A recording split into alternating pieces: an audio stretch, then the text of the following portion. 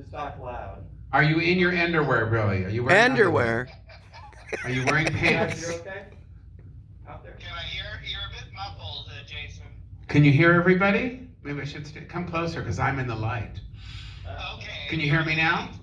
Can you hear me now? Can you hear me now? I can hear you better, yeah. Yes, okay. Can you guys hear okay? Everybody here, give him a big round of applause so he can know. Woo! So if you don't know Billy Clift is, I was there with all of you.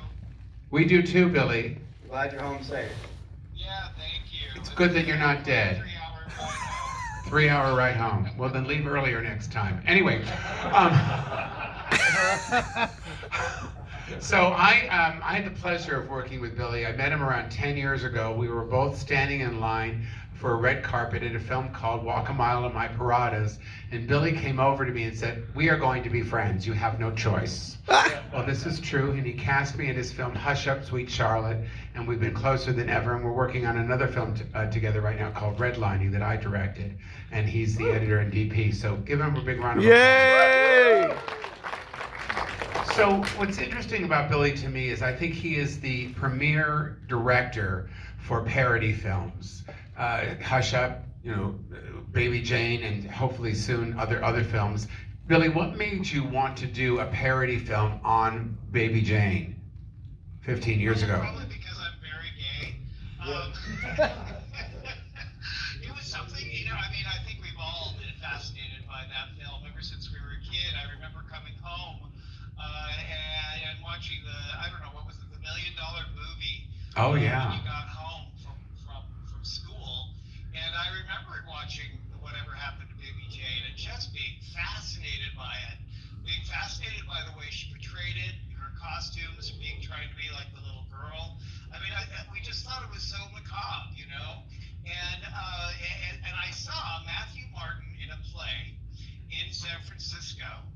And I went, wouldn't that be ridiculous if somebody did a parody, used him, and make a movie about it, Just try to almost scene by scene, and that's what you're going to be watching tonight, is almost scene by scene, if you haven't seen it already, of the original film, with the same script, but completely wacko.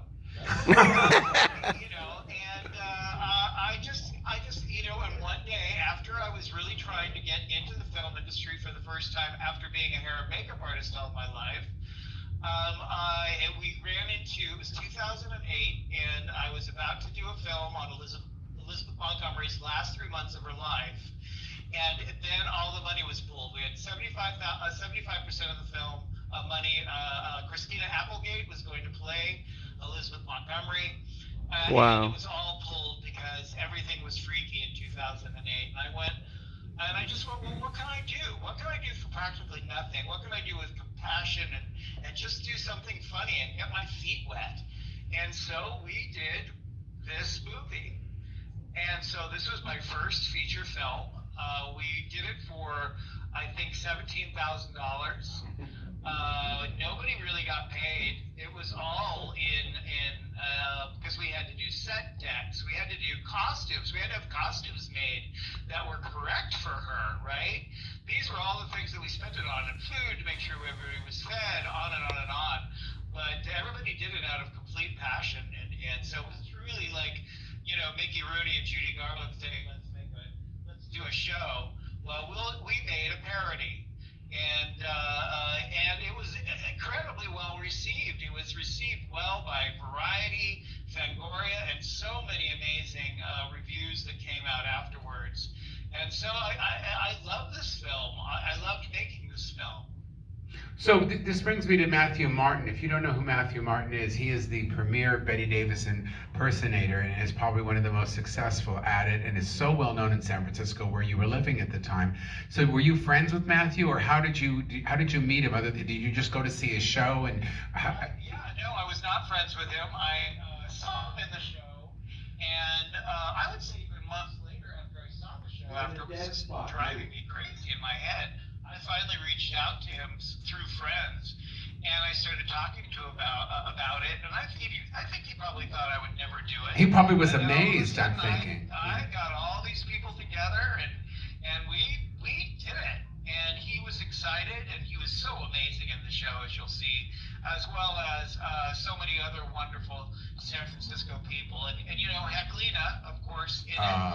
This was, I was so excited that, you know, we all know that he passed not that long ago. And so I'm so happy that he gets to be in this. Immortalized. You know, this cult classic and gets to live on. What's really interesting, Billy, is the way you directed this film. It was so real, but yet heightened. It was almost like being in a musical. And I remember when I was working with Matthew on Hush Up, I'd never done a parody film. And is that the way you directed Matthew, or did he already have an idea of how he was going to play the part? Well, it was a combination, because I definitely wanted to make sure that he was real, as opposed to totally overly camp. I knew that I felt that, you know, you didn't need much on film, of course, to have a, you know, one eye up or a smirk, and it would show everything. So it was just pulling him down a little bit, but he caught on very, very quickly to make it still camp, it's still big, but it wasn't. And I also did something very different in this film, is that I wanted to make it dark, and I also hoped that I could try to make the audience feel some sympathy for her, because in reality, the poor girl, you know, I'm sure everybody there knows the story, is that, you know, she was really duped by the sister. She told her that she broke her legs, and the reality is, you know, it happened in a different way. So she was going to kill her, you know, and so I wanted to try to bring out some sympathy in this film, and I hope that you're going to see that tonight for those who have never seen it before. His performance. You know, what is that? We painfully tried to do each scene very similar to like the original, with the best ability that we had, by using an old mansion in Alamo Square, right near the Painted Ladies. And in San Francisco. I think, you know, I can still look at it today and be very, very proud of this film. Well, I think the performance that Matthew gave had such depth, even though it was so funny, had such depth and was so real, and those eyelashes had a life unto themselves. Oh my God! Eyelashes. Oh my God! They were another character in this film. They entered the room 5 minutes before he did. Eyes alone. Oh yeah, he blinked, I disappeared. So also, you were talking about, you filmed in San Francisco, the cast of characters. How did you know all these wonderful actors that you got in the film? Where did you get them? Well, they were all local theater people, and I saw them on stage. You know, we had some of them were in the show that Matthew Martin was in. It was a show called Christmas with the Crawfords, and they all know that here very well, Billy, in Palm Springs. Billy, they all know that show very well here in Palm Springs. That show plays here every year until we're probably dead. It's the law. Yes, and she played the maid as Davy Jane. Oh. I was mesmerized. Every time she came out, and we got some of the other characters from that show as well. But I became friends with a lot of the theater people who just were loved by the city. You know, it's a very different city, that San Francisco, and they really support their own creatives, and they all become big stars in that lovely little town. And so I think I pulled the best of them. As you people will see tonight, and it shows so much better on a screen as well, because you know what I mean. You can all laugh at the same one and just really get all of it. It's contagious, right? So 15 years ago, you did this film.